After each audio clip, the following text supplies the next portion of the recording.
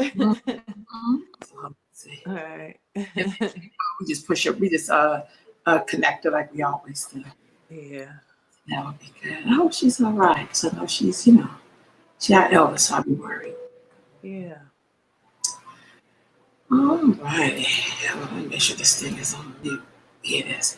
All right. Peace and blessings, family. Welcome to another African spiritual conversation. And first of all, I want to thank everyone who subscribed to the YouTube channel for Earth Mama Network. I'm so grateful. I'm gonna build that up so that we can have a better platform and don't have to worry about Facebook too much. Honestly, that's why I'm doing that.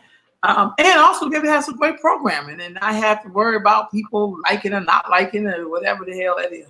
So grateful for Facebook, but we need to like kind of venture out on our own. Second thing is, sister, how are you feeling this morning? I'm feeling great. I'm feeling great. Really good morning. How about yourself? How are you? I'm feeling wonderful. I'm back on my 5 miles in the morning. I feel really good. Found a bunch of African fabrics. So you know what that means. I'm going to reduce some parts of my house. Yeah. So let the creativeness of me and my ancestors flow on through. Because I had to have somebody in my family that was definitely into like fabrics and stuff. I'd be like getting it in. So yeah, and then Iyas not on yet, but I know she will be on soon. And I just sent her a text just because usually she's the first one on here. So okay, what's going on? And I've heard back from some awesome people that's going to be guest hosting with us next week. So I'm feeling really good. Oh yeah, I'm excited. And a couple more brothers. So this is going to be cool because the one brother I just love his flavor. So I'm like, when he talk, I totally understand everything he's saying. But yesterday, the sister, and she's here. She basically asked about initiation, and is it? I think a question was more along the lines of, should you initiate and why? And I want to add something on there to after initiated. Then how do you know your next work, or do you work with a house? So those are the kind of things and since you've been initiated, I really wanted to talk with you about what made you get initiated. And how did you know you needed to be initiated? Okay. Well, for me, I was young, relatively young, not a child, but not even 21 yet. And I started studying Orisha worship primarily. And I was getting readings regularly. So I was going for divination regularly. And in divination, it would come up that I needed to be initiated. And the messages were getting increasingly aggressive in terms of, it wasn't like we were rushing for me to make initiation, but I was having more difficulties as time went on. And then we had the opportunity through Chief Fama to go to Nigeria. So in our Ocha house, we had all African Americans. My godparents were from Oakland, and their grandchildren were part of the house. And then also it was a lot of young people. And the types of issues that we were having were general young people issues. But of course, to us, it meant the end of the world every time. But then also, you know how you're super dramatic when you're young. And it was a lot. Looking back on the experience, it was a lot going on. And so there were some young men who had some gang affiliations, and they were trying to get out of the life. And that's a certain kind of transition where you can draw fire to yourself. And so there were a lot of things going on, a lot of reasons for people to be initiated, for protection, to avoid death, people who are born to be priests, and things like that. So it was just all converging at one time. And then Fama entered the picture, and just shed light on things. So in general, our politics were Pan-African. And so that made us not want to be initiated by any other hands other than African hands. That was kind of a general agreement that we had made, that we wanted to be initiated by African hands, whoever was going to be initiated, if we were going to do it here or on the continent, which was the preference. And so she arranged for us to be initiated at Ogunda Meiji Temple in Ibadan. And so we went through our Ifa initiation and came home. Hi. Yeah. Latvia. And so it was, for me, at the time, I didn't really understand the responsibility of initiation. I saw it at the time kind of like a finish line, not really understanding that it was the beginning of more in-depth learning. It was the beginning of greater responsibility to myself and to others, my family and the community. It was the beginning of holding myself to even a higher standard. And I didn't see that at the time. And I'm pretty sure it was mostly because of how young I was. I'm not going to say that nobody told me, because I don't remember. I was just young and real hot-headed about getting to initiation. Like, I was so determined that, and even at the time, me and LaDonna, when we were discussing it, before we had a date that we were going to go and the trip had been arranged, before even Fama had put it together, me and LaDonna went and did some work to draw the money to us. And then I got fired, and my severance check was the exact amount of money I needed for initiation. Wow. But we hadn't set the date. So, of course, I did what any 20-something-year-old would do. I spent the money. So as soon as the money was gone, they set the date. And then I proceeded to scramble. So we did things like everybody moved into the same apartment. Like, we all stayed in my apartment. A lot of us, not all of us, but a lot of us stayed in my apartment together to try to pool resources for food and money. I think that my parents saw how determined I was. My dad gave me the pink slip to my car. I sold my car for my plane ticket money. I mean, it was just a lot of different things going on. So I don't necessarily recommend that people enter initiation in that way. That was the way that I did it, and it was a very volatile situation looking back, because when I came back, we were gone almost a month in Ibadan, and when we got back, I didn't really know what I should do with my initiation. But I was looking around. The blessing of being initiated in a large group is you get to see how everyone responds to their initiation. And what I saw made me know that I wasn't prepared to really have like a public priesthood. Like, there was so much that I didn't know. And then on top of that, I was just very immature. So I wanted to grow up, have some experiences, and have something to draw on. What I knew of divination was that you have to have some type of context for that information to come into, in order to really be able to share wisdom in the process of divining for someone. So I didn't really feel ready, and I wasn't 100% clear from my ETA if that was really the road that I should take.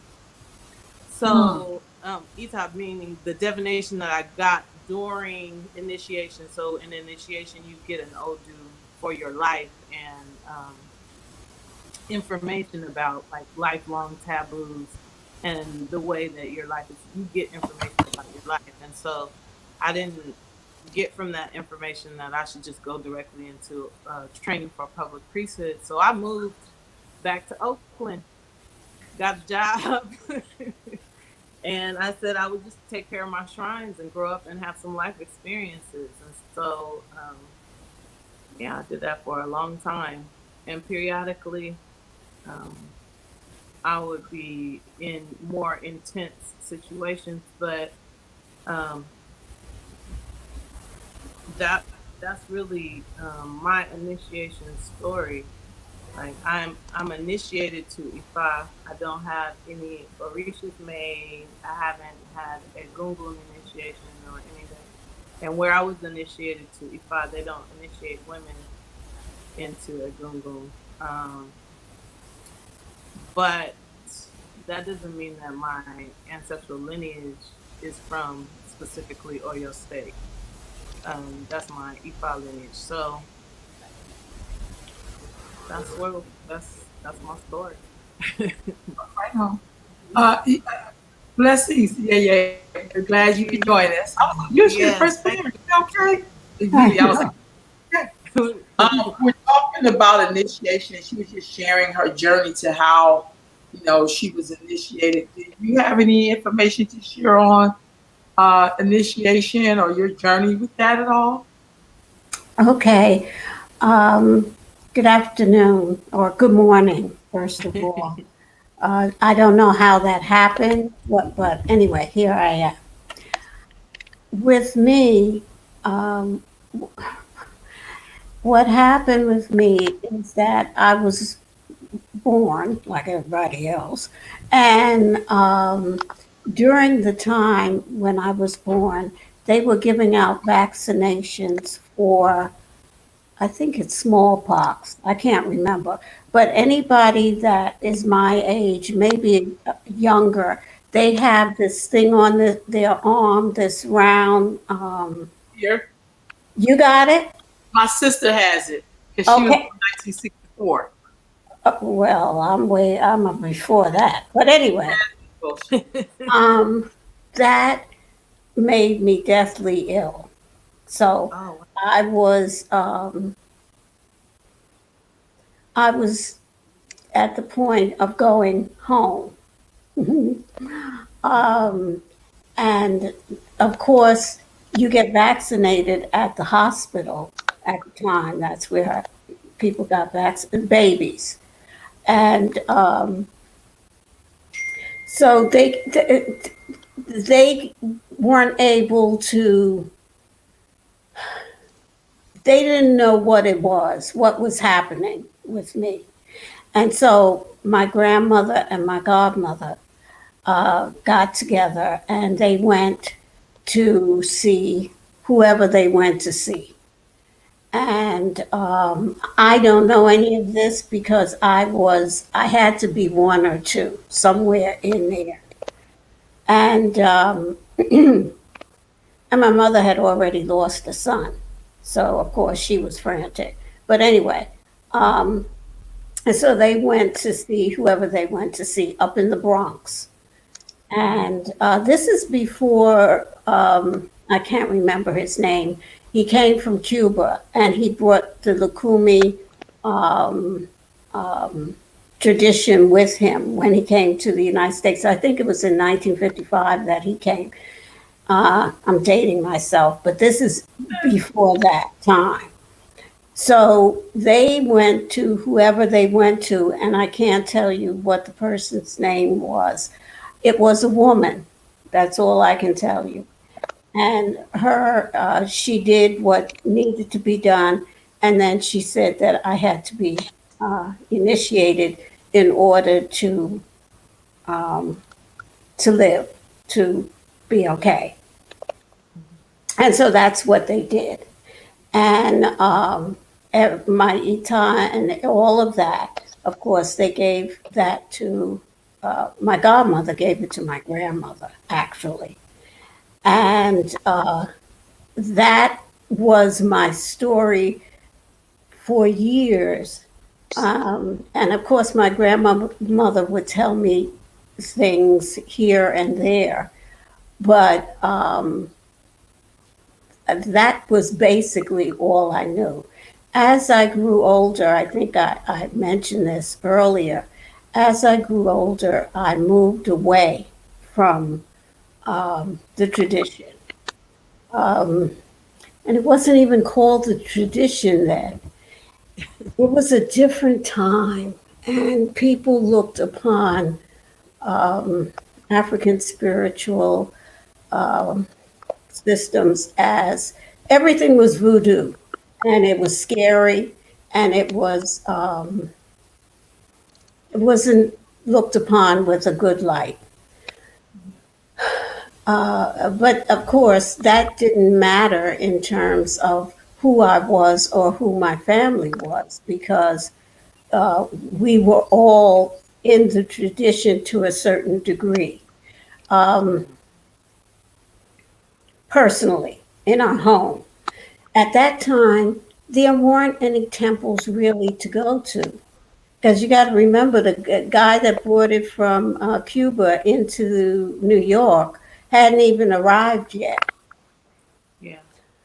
So people did get together, but the tradition wasn't shaped the way it is now. It was very, you kind of did your own thing with your own family. But as I grew older and I got out there in the world, and I was a young woman, I wanted to do the things that we do when we're young. I wanted to find out about all the men, and find out about all the music, and find out about have a good time, and all that stuff that you travel, and have a good time, um, and live on my own, um, and live in at that time communes were big. So we lived in communes, men and women together. Now, that wasn't, we weren't monogamous by any stretch of the imagination. We were spiritual to a degree, but we were having a good time. So, I just did all sorts of things. I tried a little of this, I tried a little of that. People talking about ayahuasca now, I don't laugh at them, but I just think to myself, oh God, that was a long time ago. So, and they're going on these journeys now. I always tell anybody when they ask me, seriously though, when they ask me about ayahuasca, I tell them, unless you have someone who really knows their way around this experience, leave it alone. You really have to know what you're doing, or you can get yourself in some, real head issues. And anyway, make a long story short, I stepped away. My grandmother transitioned, and I stepped away from all of that. But then as the years went by, you never really leave your tradition. You may take a sabbatical, but you never really leave, because it's always there. It was my childhood, so it's always there with you. But you don't exhibit it or use it the way that you should. So anyway, as the years went by, now my cousin, God rest and keep him, Ibase, he was a Babalawo, and he had his own house, a very active house, a very strict house. We were babies together. I was a little bit, I would think I was 2 years older than him. And so I thought I was ruling the roost. That's the relationship that we had as cousins. He had his own house. And of course, his house was very strict. It went by his tradition, or really Lukumi tradition. At any rate, he brought me back into my senses. And that's when I reestablished myself in the tradition. Now, I always, I remembered and knew my head. I knew that. And I remembered and knew that I had Obatala on my head. I knew that. But as far as the way we operate now, the way the tradition has grown in terms of the different Iyes and learning all of the things that you should know and that you need to know, I was like I was like a Yawo, a baby, really. Um, so I was with my cousin in his house. We, of course, we didn't fight. We just disagreed because I go with the flow. Just let's go. Let's do it. He is, if you supposed to do it this way, then this is the way we do it. And I'm thinking, well, example, we were having a bembe. Uh, this is a couple of days before the bembe, and of course, you have to do preparation. And they were downstairs in the basement with the chickens, and they were killing them, sacrificing the chickens, and then we went to get them and you sacrifice them, and then you got to pull out the feathers and so forth, and do all the things that you have to do. Now, I'm a woman from Harlem. I don't know nothing about no damn chickens. And, and I didn't like the way it was smelling either. And I said, and he was very adamant, if you're going to get into your tradition, you have to go down there. You have to learn how to do what needs to be done with chickens and blah, blah, blah. I said, yeah, all right. And I went the other way. I went outside and sat down in the yard. So we kind of butt heads like that. But he got me into, he brought me back to where I was supposed to be. And then I moved to Vegas and I was introduced to Ifa in Vegas. And I'm so grateful and thankful to all in the Ile there, all of those wonderful priests and priestesses that I was able to come in contact with, because that opened me up not only to the Lukumi way of serving, of serving the Orisha and the Igun, but also the Ifa way. And it's they're, as I keep saying, they come from the same root and the same tree, but they're different branches.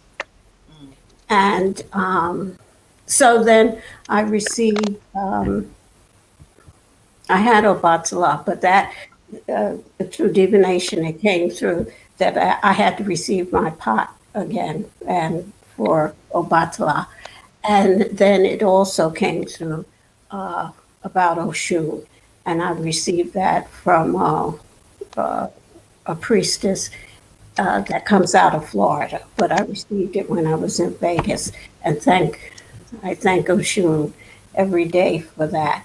But that was my journey. And then, of course, now here I am back in on the island. And I had spent 33 years here years ago. So I know the island well.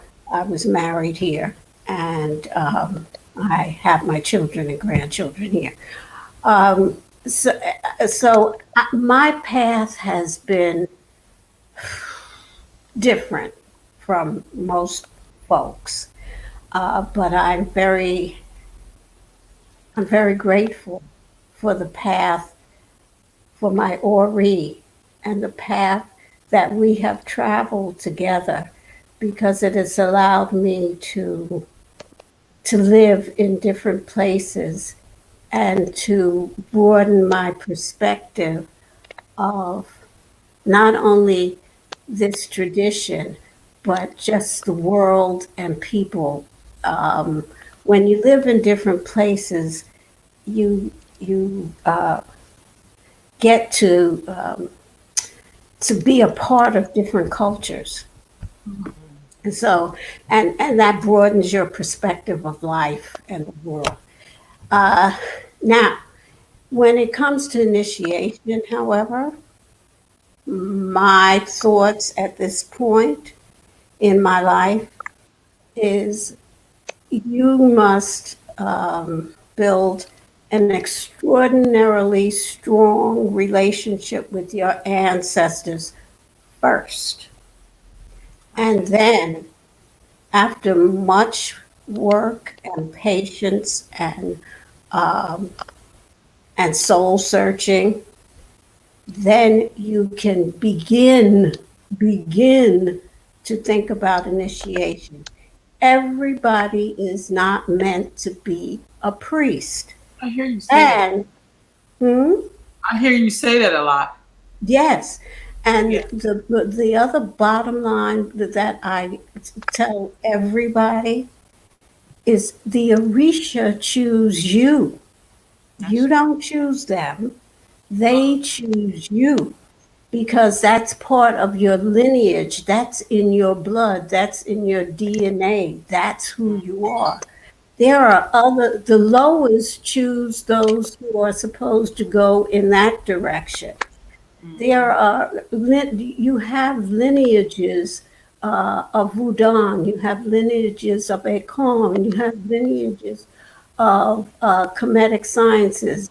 And by the way, I went with the Kemetic science as well. I'm a sacred ark carrier. So I went with Buddhism, remember, with all my Buddhas. I've always been a spiritual being. But clearly, Yoruba, the root, that is my lineage. That's where I belong. That's where I feel most comfortable. And Ifa is my salvation on a daily basis. Brings me through whatever the day may bring. So, yeah, but you need to be very patient with yourself. And you need to find those godparents who are going to nurture you in the tradition, and godparents that you can jibe with. Everybody is not meant. First of all, everybody's not meant to be a godparent. So you need to know that. Sometimes people don't know that about themselves. We bring a lot of Christianity. We bring a lot of that Christian head into Ifa. And we're all babies, really, on this side of the ocean. We're babies trying to find our way, like you do when you come out of your mother's womb. When you're trying to first stand up and you fall down, and you stand up and you fall down. That's what we're doing in terms of the tradition. We're trying to find our way, and we will. We will. But you got to be patient. You got to take your time. People, they're rushing into this, and I'm Yemaya, and I'm this, and they don't even have a clue as to to who Yemaya truly is, to her qualities. It's about qualities. It's not about looking this way or wearing that color or having that pot. It's about the qualities of Yemaya, or the qualities of Shango, or the qualities of whoever happens to have your head. and the qualities of all the Orisha. Um, it's not about having a certain color and putting on gold bracelets because you're Oshun and all that kind of stuff. Yes, that's superficial garbage. It's nice, nothing wrong with it. I like wearing my bracelets and all that, and I got my silver foal batala. I got it, all that. But my goal is to be more peaceful and to be more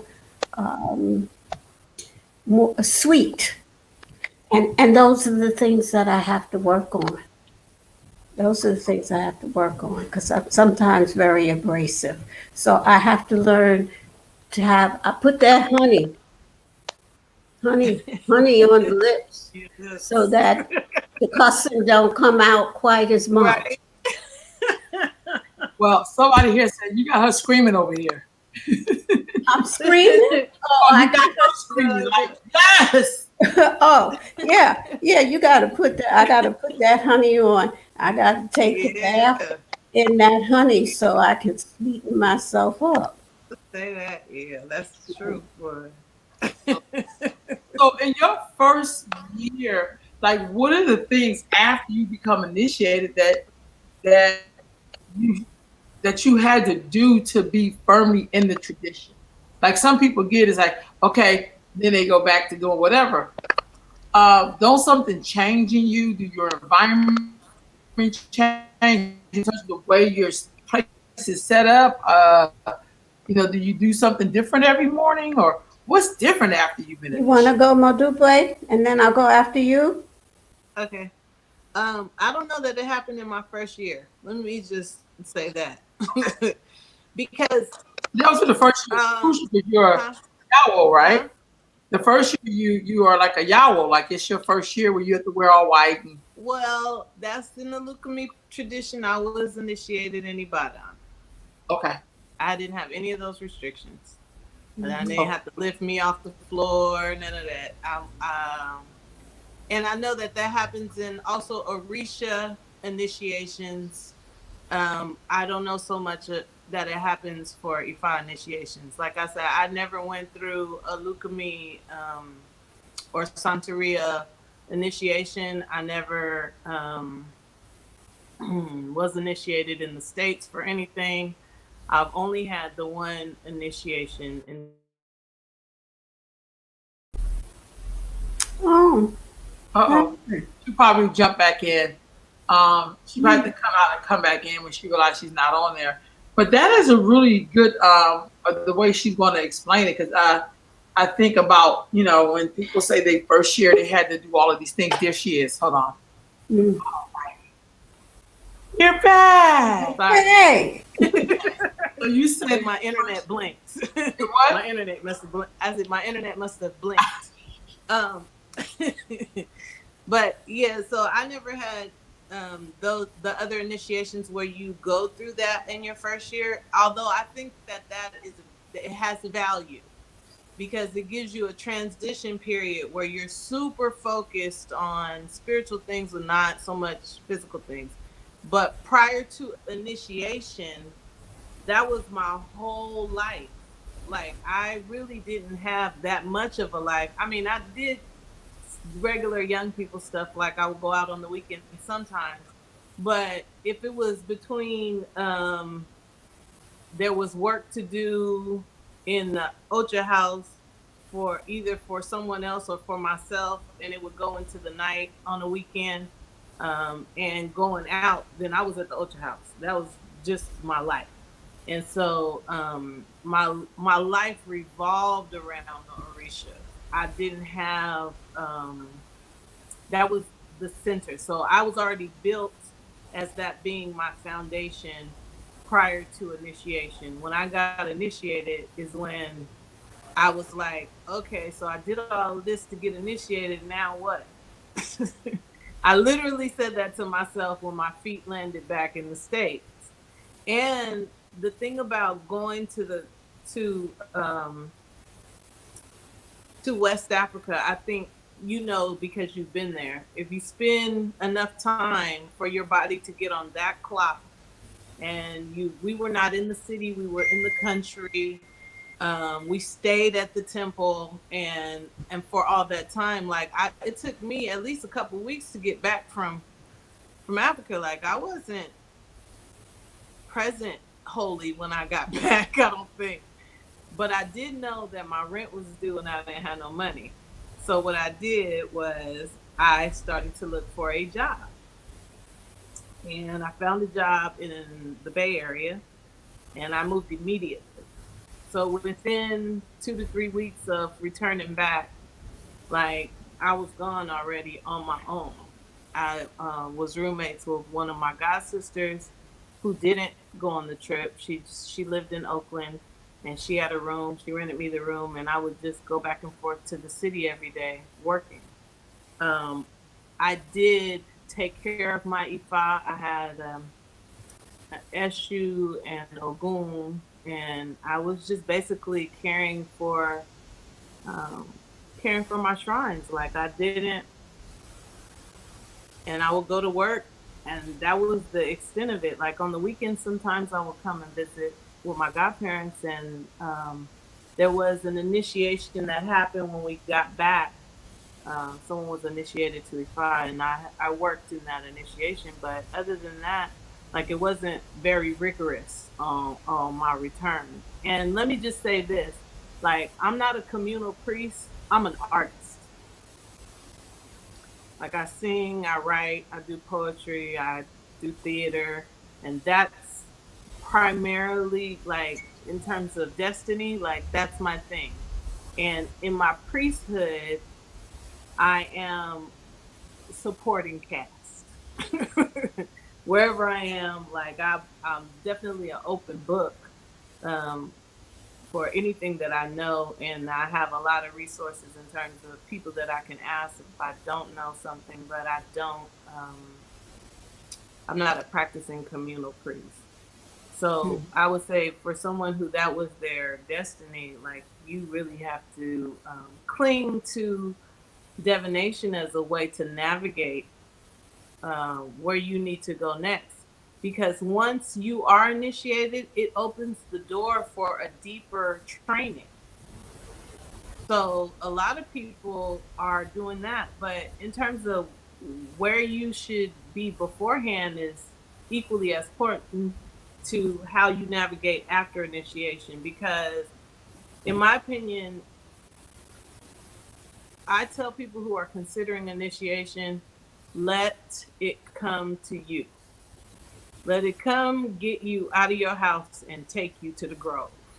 Because let it come for you. Just let it come for you. Don't push it. I think we, especially African Americans after the slavery experience, we have a thing where being productive is so much a part of our mindset that we sometimes fail to be inspired rather than encouraged. So the thing is, like, we are easily moved to do things that may not be in our best interest and just doing random things. Like we run ourselves ragged regularly and it's not very purposeful all the time. Sometimes we can fall into a space where we feel like we should just be doing something. And so we have a hard time getting still to be inspired to movement. And in all spiritual things, it does serve you to let the action come for you. In other words, you get the directive during divination. You are inspired because your ancestors speak to you through imposition of thought. You have an intuitive hit in your belly that says, get up, move, do this. You know, this is what you need. Take this bath, feed your head, whatever. But we have a lot of times we love to just be busy. So we do a lot of stuff, and it's not necessarily what we should be doing because we have a trajectory. You have a destiny, right? And so what you're doing is you're building yourself up. your interior landscape, and you're building it up in order for you to fulfill your destiny with clarity and grace and focus and all those things. And initiation could be a part of that. But sometimes it's just that you needed to get, maybe your ori needed to be, your head needed to be fed. Your head needed to be cleansed. Your body needs a cleansing. You need a spiritual cleansing, or you need to take a bath, and you need to get some protection. Sometimes you just need a leke from one orisha. Sometimes you just need the pot for that, or the icon for that orisha. Sometimes you just need a hand of Ifa. You don't need to go make Ifa. Sometimes, you know what I mean? It's not always so. That's why I say, let your destiny unfold and draw you in. That way you already have the connection. You're building on a connection. You're forming a relationship rather than just doing stuff. Because like Iyas said, you can wear the bracelets and the colors and do all the stuff and running back and forth to the river and this tree in the woods and doing all these things, and those things are meaningful. But if they're not meaningful to you, they don't have the intention behind them to really propel you into another level of spiritual development, which is what they are designed to do. Ritual is for you. Trust and believe that while you're forming these relationships, and it's to instill the principle of reciprocity in you. But if you are giving all the offerings to all the orishas, paying all the priests to do all the elbows for you, and you treat people like shit, it hasn't landed.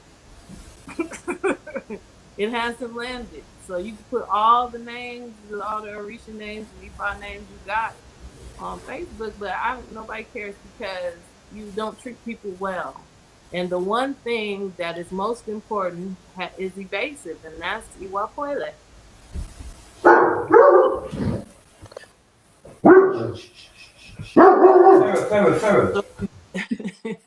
If you don't have any concern with your character, then definitely don't get initiated to Ifa. I will say that. If that's not something that's important to you, like you feel like you can just treat people like whatever and you can be whoever in the world, then probably don't get initiated to Ifa, because you're bringing something down on yourself that you don't want to deal with.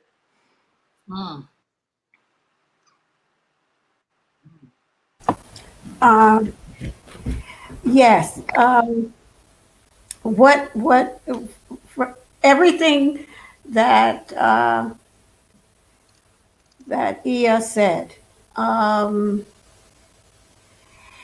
Once, when you do get that initiation, it's like opening. Well, it's not like, it is opening a portal that you go through. Okay. And you need to prepare for that. That's why I said earlier, you need to be patient with yourself. You need to establish a very strong relationship with your ancestors and with your godparents, or whoever is going to sponsor you or bring you through, or teach you, or be with you. Because you're walking through a portal. It's a spiritual portal. But as we know, we're mind, body, and spirit. And so as you step over into that portal, your mind and your body are going with you. And you want to be prepared. You want to protect yourself. I find that the Yawo year is really, really important. And it's like a way of sliding, slowly bringing you into the tradition. Even though there are a lot of things that can get on your nerves, but that's a mild way of putting it. But in the final analysis, actually, when the Yahweh year comes to an end, a lot of people are sorry to see it go because they become so used to that. But as Iyas said, she somewhat, from what she was saying, she did her Yahweh year before she even, went and was initiated to Ifa. So, but that you step through that portal. And the other thing that came up is this is a lifelong journey. It's not a year or two. This is a journey that you're on for a lifetime. And even as I said earlier, I stepped away from it. I was still on that journey because you know when things don't go right, who you calling? You ain't calling the Ghostbusters. You know? Well, sometimes you do call on that. But anyway, you call on the God of your understanding, whether you call that name Olo Damare or Great Creator or Creative Source or whatever name that you may give to it. You call that that that God of your understanding. And then when it's really trouble, the next person you call it on, what do we say? Mama. Real talk. Yes. Yeah. Say That's mama. real. That's real. That's Yeah. real. Out. Yeah. So this is a lifetime. You have to constantly be learning and be seeking. For me, I'm seeking. I want to hear what you have to say because you might be able to give me some food for thought, some knowledge, some information that will connect the dots for me. Even and especially, I've said this 100 times. When you get older, you learn and you know. I don't know shit up or dark out. I don't know, much at all. I'm still learning, and I'll be learning till the day I close my eyes and stop breathing. So a couple of comments. Somebody said I had several to approach me, but spirit wasn't right. I watched and observed and never connected purposely. Donna said, are there levels to initiation like receiving beads or warriors? Is that considered the beginning phase of initiation or something else? Well, we consider that the beginning phase of initiation. We've been talking here about priesthood, but really you start out with the receiving of your elekes, you receive your warriors, you receive the hand of Ifa. I'm mixing Kumi and Ifa here. You can receive different, the pots of different Orisha. In the Kumi, you receive 5 or 6 Orisha at the same time when you're initiated.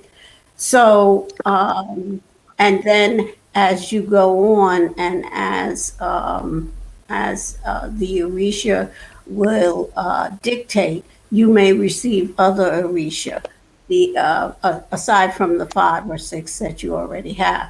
And then, of course, we also receive Ori. We have a ritual or ceremony that we do to receive Ori. That's Lakumi. So, yeah, you have a process that you go through. And with each one of these steps, you take your time. Unless, of course, it is divined that you need to receive this immediately in order to avoid something awful or to save your life in some way. That obviously is what happened with me. And so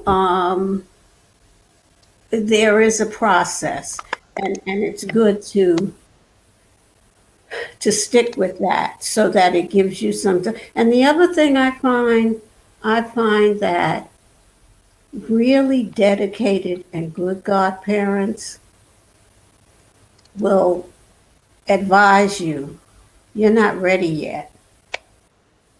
You're not ready to receive this, that, or the other. You're just not ready. Take your time. There's sister goes on to say, that's where my lineage hail from. My great grandmother and great grandfather are of the Igbo tribe. They both practice voodoo as well as practices the Yoruba land. And she loves it, and I love it. So that's what she's saying. A lot of ashes from people in here. And that's pretty cool. Okay, so people are basically agreeing with you, thanking you for what you're sharing. Yeah, I'm just trying to see if there's any more questions, so that kind of makes sense there. One question said, are there different types of initiation? I'll let you take that one, Madupe. Oh, okay. Yes. No. Yes, there's a lot of different types of initiation. So the Yeyes is actually an initiation process. Like, there's a process to it. And then it does open the door for you to put your hands in certain things that you wouldn't otherwise. Like, it's a level of initiation. Getting your warriors, receiving your warriors is another type of, well, yes, it's kind of like a level of initiation.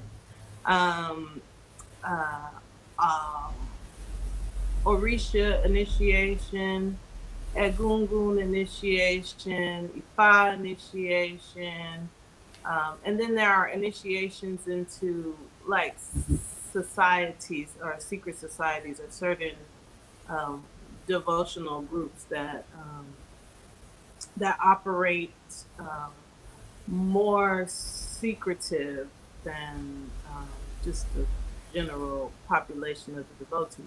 They have their own things that they do, like Ogboni and the Iyas. Mm-hmm. So, but they're all, I want to say this, reiterate this, because I think it's important to remember that so we get a new name or title with initiations, and that's wonderful, but it's really speaking to the responsibility that you've taken on. And then with that is a whole new set of understanding and knowledge, wisdom, and understanding are distinct things.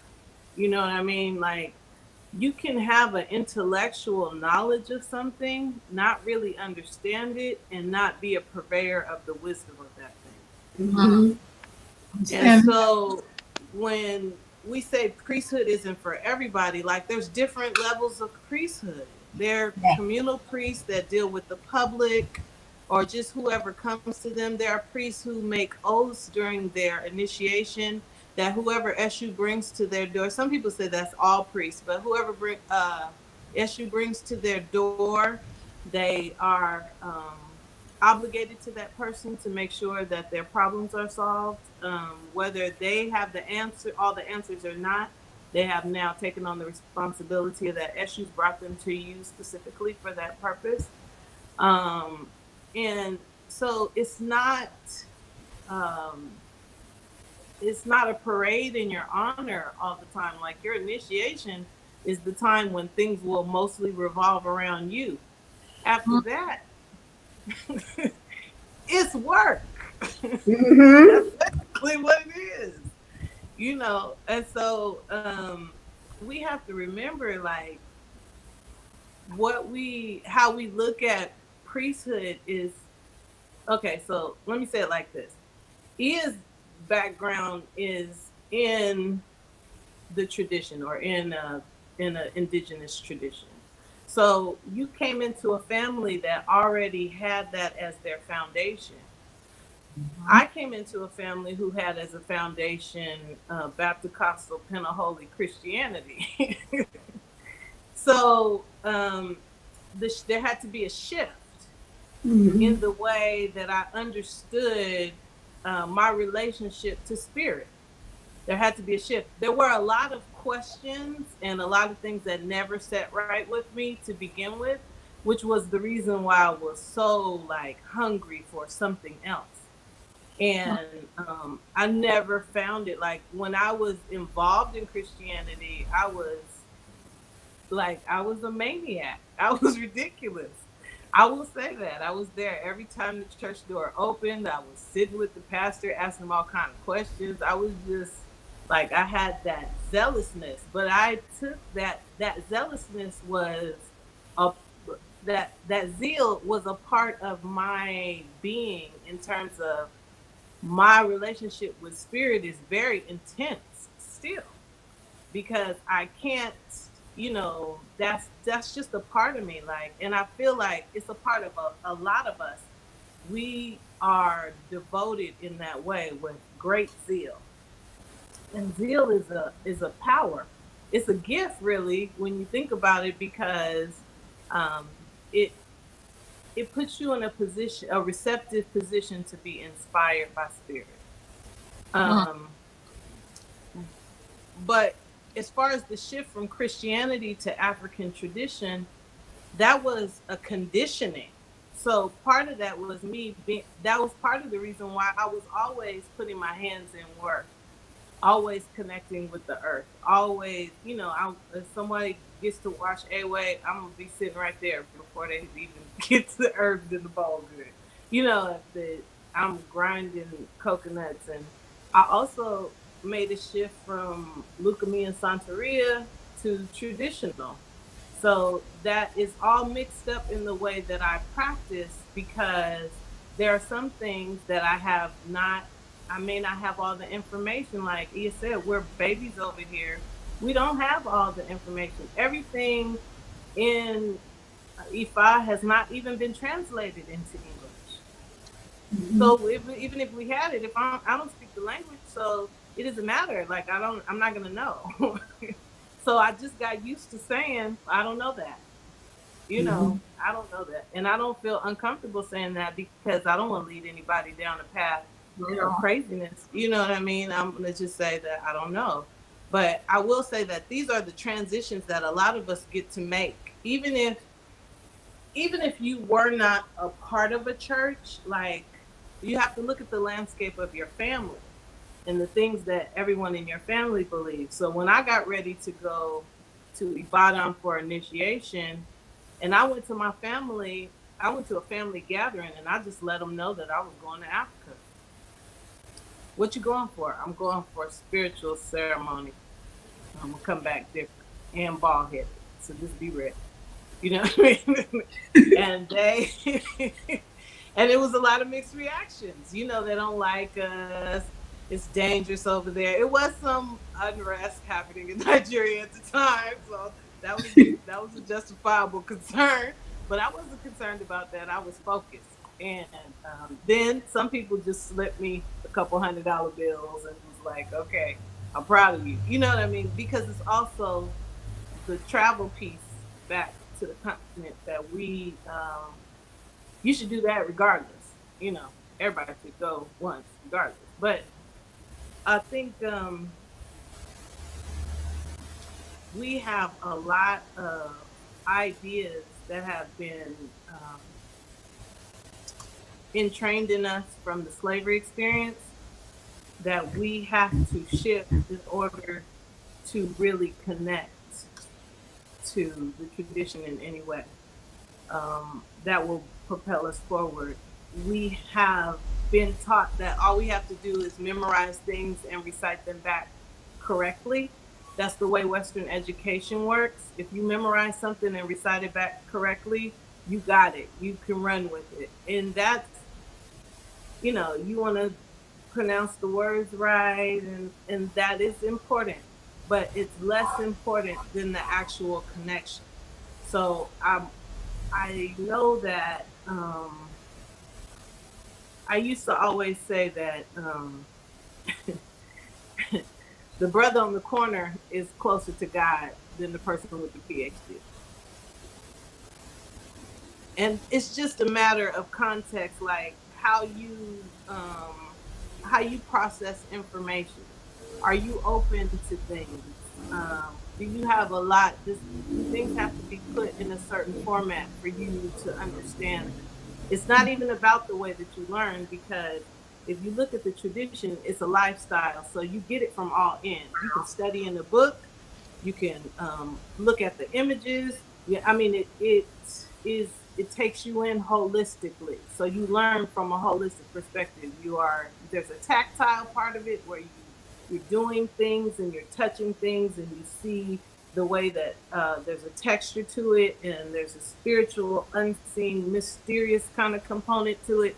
I mean, it encompasses all things, and so you have that part to receive. But how is it that, what are your own obstacles to connection? You know what I mean? Do things have to be lined up? And do you have to have a syllabus before you go into a class on Ori, or are you going to be able to feed your Ori after I show you how to do it? You know what I mean? Do you have to? And I found for myself, like, when it comes to Yoruba, if I can see it on a piece of paper, I can probably memorize it. It may take me a little time, but that's the way that I can remember things.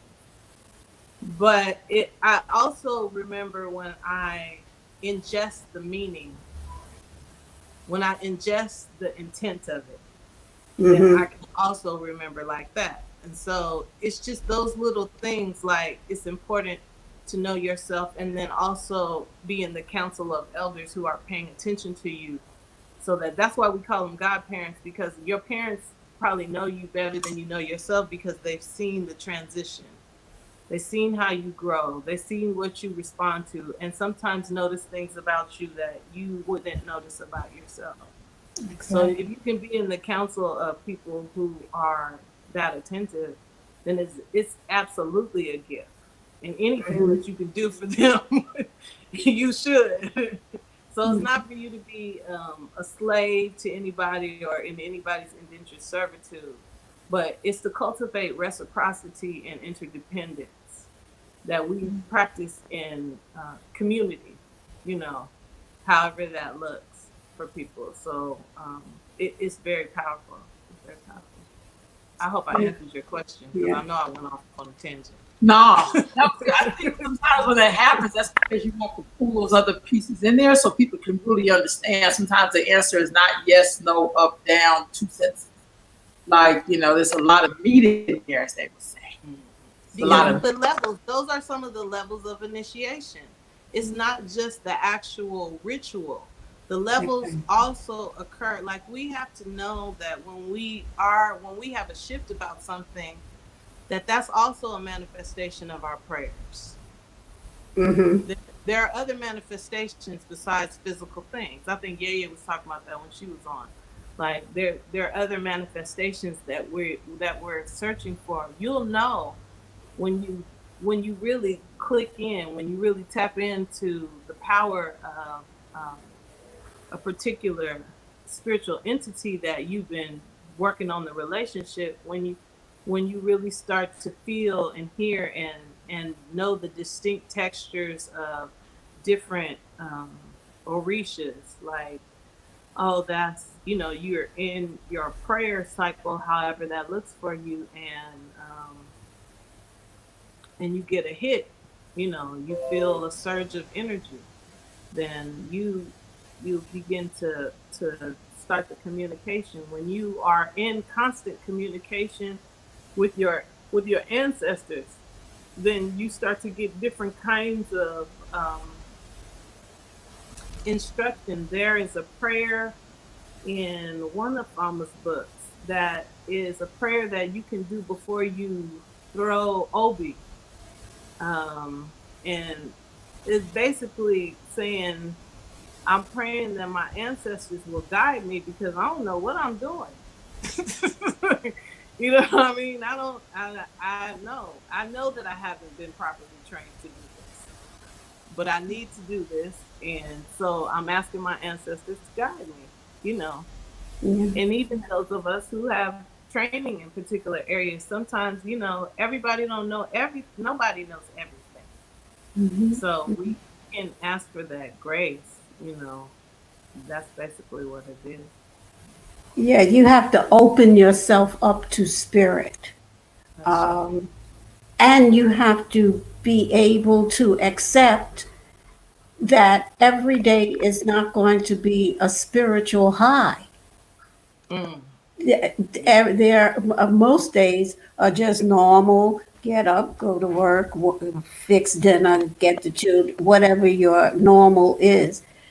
Oh Right. God, we're so far from that right now. But anyway, um, you have to realize that spirit is not going to be jumping around every day in you, but you have to recognize it when it does come and Mhm. obey.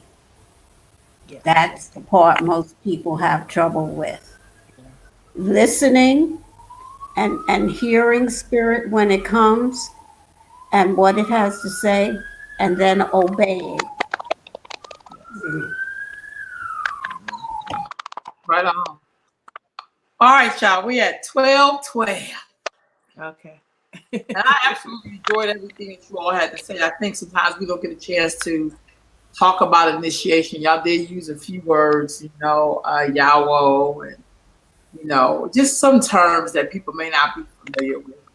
But I'm pretty sure also after you said it, you said like just like your babies. There must be the beginning, Yeah. like an emphasis. You're a fresh initiate. Yeah, yeah. And then also you said bimbe. What is a bimbe? For those who may not know.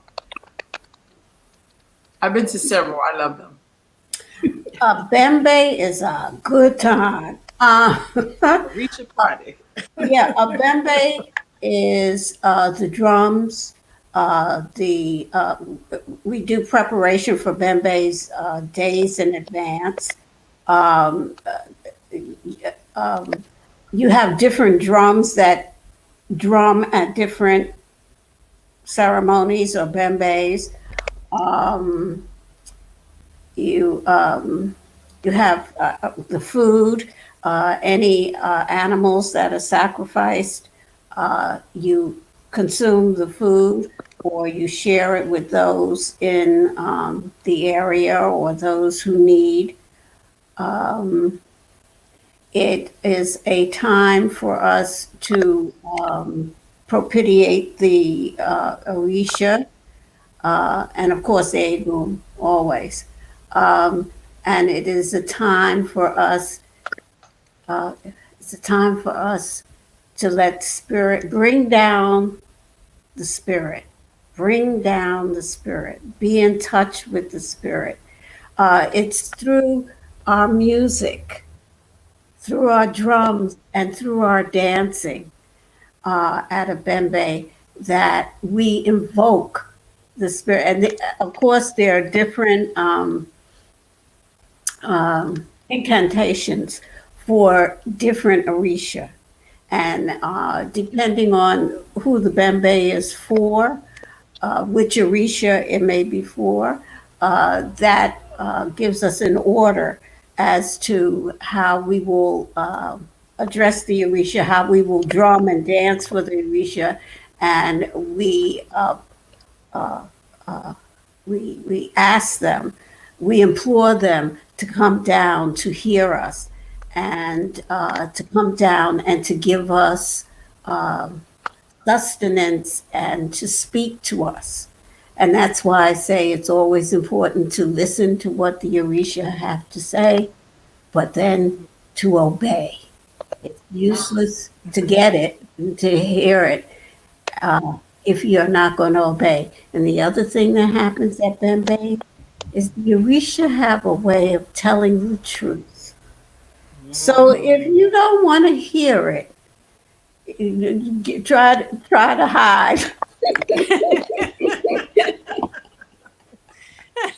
But if you in that bembe, honey, and the Orisha come down, and they come to you. They may say anything. They may tell you were with somebody's husband last night. Right. All in public. Mm-hmm. They really, yeah. But the way that happens, like, did you talk about possession at all? I know. No, go ahead. Or did you talk about possession at all? Sometimes there is a possession at a bimbe. Yeah. If someone has been initiated, generally, if the person is initiated to an Orisha and they are, I guess, Elegun, you can, they can be possessed by their Orisha can come down on them. Mm-hmm. And that's how the Orisha be telling your business, because then there's certain things that's done for the person once we realize that the Orisha has come on them, and they basically take over their body, and so they speak through them, and they will do certain things to people, and people come and prostrate and salute them to give deference and respect, and then but they do often tell somebody business. It always happens. Somebody who, or you try to hide. Like I usually find myself a nice little corner and tuck into it when the Orisha come down, because I don't want nobody telling my business. But yeah, they come. I mean, you go to them sometimes for blessings. People want the blessings. That's the purpose, really. But sometimes they have information for you. They may have a warning for you. They just tell you something, or they just tell you stop doing that thing that you're doing because it's holding you back. It's useful information, but a lot of times you get nervous because you don't want. Scary. Huh? It can be scary. Yeah, it can be scary. Yeah. I mean, it's a lot of fun. It's not spooky at all. Scary, but scary is like, oh Lord, like So we've seen the movies and that show a lot of times they'll show the voodoo ceremonies where the Orisha come down on somebody and they make it look all scary and also sometimes it's not scary like that. This is a bimbe is a celebration, so it still keeps the party vibe, but you can get and I do think some of that come from people not wanting to deal with their own truth. So I say scary. I mean, when you don't want to do that work, and you be like, publicly, you don't want to deal with your truth. Yeah, like you like, you just want to find out. I mean, there is no privacy at a bimbe. Like, you know what I mean? You can be like, can we talk on the side? Like, you can't do that. Right? No, that's not how it happens. When you see Oshun or you see Shango as they are possessing, yes. When you see them coming to you, I always, sometimes, well, not always, sometimes I wanna know, but I often say, oh Lord, please let them go to the person next to me. But I want that blessing. I want that blessing now. But you never know what they're going to say when they come to you. If they start talking. So, and the one that always would get me is Eshu. So, Baba Lazaro, from the, we talk about the Orisha songs. He's the what they call it. He's a singer. It's a real famous singer from Cuba. He's Baba Lazaro. Yeah. Yeah. So Baba Lazaro and his wife, Mama Esther. Mama Esther was a child of Eshu. I only been to like 2 bimbes in my entire life, and one of them, Eshu came down on Mama Esther. You talking about somebody was running and hiding because she was telling people business, giving blessings. Though you want that blessing, but whoo, yeah, it's real. So that's what I meant when I said scary. You were like, whoo. I went to a ceremony, Haiti, and I was like, ooh. Like, this person. Then he went to the person on this side. Yeah, or the person on that side. You. I was like, oh my God. I felt like a kid that was busted. Yes. But no, that's, it's about doing that work. So I'm just so grateful. Y'all, it's been another real one. Yeah. We'll be back on tomorrow. Yeah, we'll be back on tomorrow. Mwah. I'll see you all tomorrow. We'll see y'all tomorrow. Yeah. All right. Hold on, y'all. Hold on. Thank you. Thank you. Oh, here we go.